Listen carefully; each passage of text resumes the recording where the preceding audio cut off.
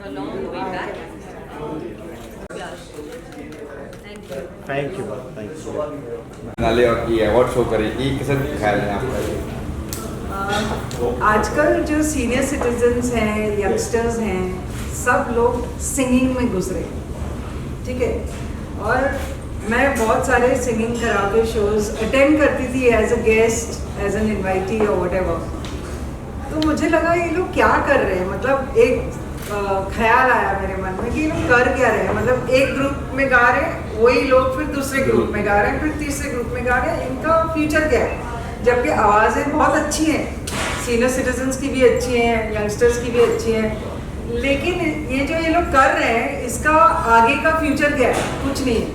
तो मैंने बोला यार नहीं, इनको, क्योंकि बहुत अच्छे अच्छे सिंगर्स हैं अगर आपने सुना है तो, हाँ, तो इनको एक आगे प्लेटफॉर्म देना चाहिए। अब इनको प्लेटफॉर्म कैसे दिया जाए? जब हमारे पास सेलिब्रिटी जूरी होगी, जब हमारे पास इंडस्ट्री के लोग आएंगे, इनकी आवाज़ों को पहचानेंगे, तब तो ये आगे जा पाएंगे ना। नहीं तो एक दूसरे के ग्रुप में गा के क्या ही होना है।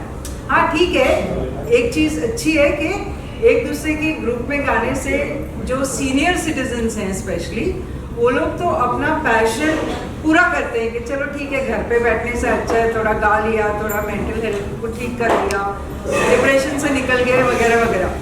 लेकिन वो लोग इतना अच्छा गाते हैं, कोई कोई सीनियर सिटीजन, तो उनको प्लेटफॉर्म क्यों नहीं मिल सकता? लाइक वॉइस ओवर आर्टिस्ट हो गए, डबिंग आर्टिस्ट हो गए, सिंगर्स हो गए, इतने सारे एल्बम्स बनते हैं, इतने सारे आर्टिस्ट हैं, वो लोग बैकग्राउंड सिंगिंग चाहते हैं, प्लेबैक सिंगर्स चाहते हैं, तो इनको प्लेटफॉर्म क्यों नहीं मिल सकता? तो जब ये विचार मेरे मन में आया, तुरंत के तुरंत ही वाव, तो आपको पता है always comes with a twist.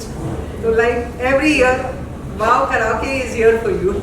ये कहाँ कहाँ से, मतलब सिर्फ मुंबई से ही? मुंबई के फिलहाल तो ये मेरा फर्स्ट कराओके इवेंट है और इसको मैं world championship, world karaoke championship तक लेके जाना चाहती हूँ with the support of Sandeep Soparkar, because he is the board of directors and the consultant to the World Karaoke Championship.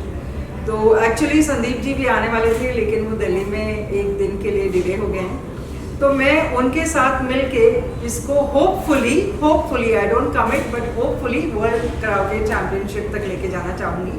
And that is how I am going to help people grow to that level and expand this in different cities. तो यहाँ पे जो आए हैं, कितने as के group लोग आए हैं क्या? यहाँ पर मिक्स्ड है एक्चुअली, अगर आप देखेंगे तो यहाँ पर 30 से शुरू होते हैं, 30 to 70 के एज ग्रुप में। बहुत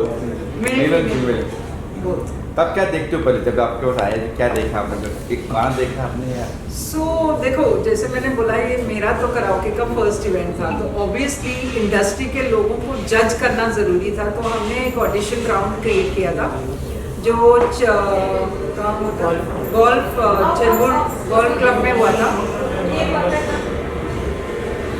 जहाँ पर 100 पार्टिसिपेंट्स थे। कट करो।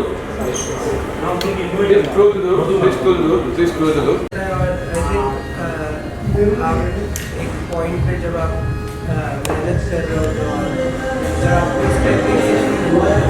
बहुत अच्छा लगता है। बस ये तो भगवान को थैंक यू है कि ये अवार्ड मिला। कहीं ना कहीं इंस्पिरेशन होती है, एक मोटिवेशन होती है। बहुत कम ऊपर से गाने गा रहे हैं, now you are getting out there so beautifully. क्या थॉट्स, क्या इमोशंस होते हैं जब आप अपने गाने बनाते हैं? What you have in mind कि आगे कितनी नर्वसनेस होती है, या चैलेंजेस लगते हैं, ये रिस्पॉन्स कैसा रहेगा, ऑडियंस कैसे रिएक्ट करेगी?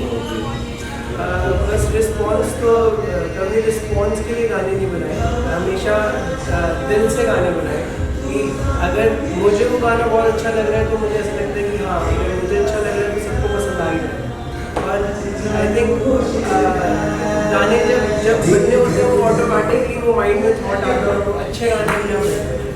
आपने इतने 5 सॉन्ग्स आपने सारे गाने बहुत अलग हैं। जब आप गाते हैं, whole team that you work with, आपके कंपोजर्स होते हैं, तो आपका अपना कुछ थॉट रहता है कि पिछले गाने से मुझे इसमें अलग करना है, और you just go with the flow? नहीं, बहुत अलग रहता है। अभी का अभी नेक्स्ट गाना आ रहा है आंखें काले, उसमें सुनोगे। फिर एक एल्बम आ रही है जिसमें सब कुछ बहुत डिफरेंट है, मतलब हर टाइप के गाने हैं। मेरा ऐसे स्टिक नहीं रहता है कि मुझे एक ही जॉनर में गाना है, मुझे ऐसा लगता है कि सारी चीज़ें गानी है। अपने आप को मतलब देखना है कि मैं सब कैसा कर सकता हूँ, कैसा गा सकता हूँ, और एक्सप्लोर करना चाहता हूँ basically. Sir, what would you like to tell? You have been awarded for outstanding contribution for the album. What are your views? This is your very first award. Yeah. So what is your experience? बहुत excited भी हूँ और thankful भी हूँ कि मुझे award मिला, और आई थिंक गाने को इतना प्यार मिला तो बहुत अच्छा लग रहा है। और आगे बस बहुत सारे गाने आ रहे हैं, तो मैं सबसे यही रिक्वेस्ट करूँगा कि ऐसे ही सुनते रहो गानों को और ऐसे अवार्ड देते रहो। कुछ सेक्रेटरी जिम्मेदारी बढ़ गई है आपकी? Sorry? जिम्मेदारी बढ़ गई है आपकी क्योंकि अवार्ड मिल चुका है आपको। बिल्कुल, वो तो अभी से नहीं, पहले से ही बढ़ी है, जब से काम कर रहे हैं और जब सीख भी रहे थे तब से। अब कुछ नया कुछ आ रहा है? बहुत कुछ आ रहा है अभी नेक्स्ट मंथ। अभी 10th को ही गाना रिलीज है आंखें काले, अभी 10th ऑफ अक्टूबर। देन फिर नेक्स्ट मंथ हमारी एल्बम आ रही है जिसमें आप 7 सॉन्ग सुनोगे आगे। एल्बम का नाम है जाने बच्चा। कोई लाइन गाने की हो जाए तो भी आप चाहें? अभी गाना रिलीज हुआ है, जिसके लिए अवार्ड मिला है उसी के 2 लाइनें सुनाए। दीवाना मुझे तेरा बना ले, जी लेंगे थोड़ा इसी बहाने, आंखों से थोड़ी मुझे पिला दे, जी लेंगे थोड़ा इसी बहाने। Thank you. Life has come a full circle. You have been doing so much of hard work, which we've been witnessing in so many years, and that just pays off. What better than Gadar 2 to initiate the whole spree of awards which is going to begin now? I'm absolutely thrilled. Absolutely thrilled. First of all, this award's name is Wow. And what better than starting with Wow? So this is my first award for Gadar 2. And this is actually crazy that wherever I go after Gadar, people say 5.5 crore की choreographer आ गई है, this and that, and everybody loves the song. This is the space every artist want to be in, at least once in a lifetime. And this is the space, and I'm feeling absolutely humbled, honored, and जो जितनी मेहनत थी वो सारी इस तरीके से रंग लाएगी गदर में, सोचा नहीं था। मेहनत बहुत की थी, सोचा नहीं था, लेकिन when this is coming through, and I'm absolutely humble. Shreya, जब फिल्म बन रही थी, when you were working hard, इतनी extreme conditions में गाने shoot हो रहे थे, it was difficult, and of course with Sunny Paji and everyone, it's not easy. So क्या thought था उस समय कि ये एक yet another routine film है, या ये फिल्म कुछ awards दिलाएगी या कुछ history create करेगी? See, first of all, गदर 2 जब बन रही थी, मैंने हमेशा ये सोचा था कि गदर 1 इतनी स्पेशल फिल्म है कि जिसकी वजह से वो इंडिया की फिल्म में वर्ल्ड जहाँ भी मैं ट्रैवल करती हूँ लोग गदर के बारे में बात करते हैं। जब गदर 2 आई तो मैंने सोच लिया था कि मैंने बहुत मेहनत करनी है इस पर, और ये पता था कि गदर 2 फिर से नहीं बनने वाली, और मुझे कहीं ना कहीं काम करते वक्त एक अंदाज़ा हो जाता है। और गदर 2 जैसी कल्ट फिल्म अगर आप करते हो तो आपको मेहनत तो बहुत करनी है। मैंने 2 साल सिर्फ ये एक फिल्म की एज ए कोरियोग्राफर, जबकि एज ए कोरियोग्राफर इसमें सिर्फ 8 या 9 गाने हैं, सारे गाने मैंने किए और बहुत मेहनत की। और तभी मुझे पता था कि ये फिल्म जिस तरह से बन रही है और जितनी मेहनत पूरी टीम, डायरेक्टर और सब लोग लगा रहे हैं, इस फिल्म को, ये फिल्म अपनी एक जगह लेकर जाएगी। और पहले दिन से ही कहीं ना कहीं एज ए क्रिएटिव पर्सन आपको एहसास हो जाता है कि ये आसान नहीं होने वाला, और ये इसका एक अपना मकाम होगा। और जहाँ तक मेहनत की बात की जाए, 2 साल एक ही फिल्म करके मैंने खुद ने साबित किया कि ये फिल्म मुझे एक मकाम देगी, और वो हुआ। और मकाम की शुरुआत आज हुई है पहली बार से। कैसा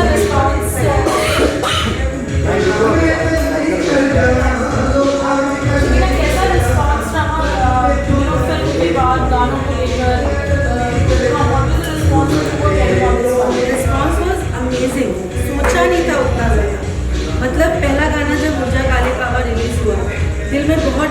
कि ऑडियंस इसको एक्सेप्ट करेगी या नहीं करेगी, लेकिन जो ऑडियंस का रिस्पांस पहले गाने ने दिया, मतलब इट वाज माइंड ब्लोइंग। पहली बार ऐसा हुआ कि 7,000 comments, 8,000 comments on YouTube, not a single comment is negative. And second is choreographers के लिए एक बैकसीट होती है हमेशा के, पहले म्यूजिक डायरेक्टर और सिंगर्स ये सारे एक्टर्स दिखते हैं। यहाँ पहली बार ऐसा हुआ कि जब भी गाना रिलीज हो रहा था, people were going and Google करके ढूंढ रहे थे कि गाने किसने कोरियोग्राफ किए। जब वो मुकाम आ जाए आपकी ज़िंदगी में कि लोग आपको ये कहने लगे कि गाना किसने किया है, ये सोच के लोग मुझे गूगल करके ढूंढने लगे। एंड देन मुझे मैसेजेस, ईमेल्स, फ़ोन कॉल्स आने शुरू हुए, तब पता चला कि audience were really waiting for this songs. और जिस तरह का रिस्पॉन्स, पहला गाना, दूसरा, यहाँ तक कि खैरियत एक गाना है जो स्टोरी को फॉरवर्ड करता है, वो बहुत ही सैड सॉन्ग है, लेकिन उसके लिए भी लोगों ने, मतलब नॉर्मली लोग पहचानते नहीं कि ये गाना कोरियोग्राफर ने किया होगा, लेकिन लोगों ने पहचाना, लोगों ने सबने पहचाना कि ये गाना भी कोरियोग्राफर शमीना खान ने किया है। और जिस तरह के पर्सनल मैसेजेस मुझे लोगों के आए वो अमेजिंग है, मतलब वो रिस्पॉन्स तो बहुत अलग ही है।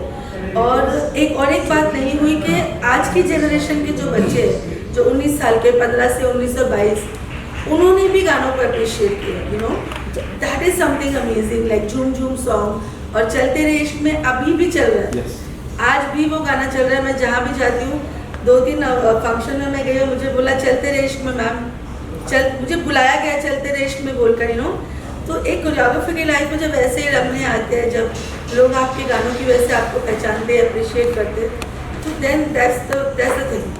मुझे लगता है इसी के लिए हम लोग मेहनत करते हैं, दिन रात एक करते हैं, ताकि ये वक्त आए। और ये वक्त आ गया और मुझे यकीन नहीं हो रहा है, लेकिन फीलिंग एब्सोल्युटली। दो न्यूकमर थे, मैं कहूँगा उनको नचाना कितना टफ, कितना आसान लगा? सो अगर मैं आपको बताऊं कि लड़का जो था उत्कर्ष शर्मा, उसके साथ 2 महीने की ट्रेनिंग की, और ट्रेनिंग सिर्फ मेरे गानों के लिए नहीं थी, बल्कि उनके कैरेक्टर के लिए भी थी कि 70s का लड़का है, देवानंद का और राजेश खन्ना का फ़ैन है।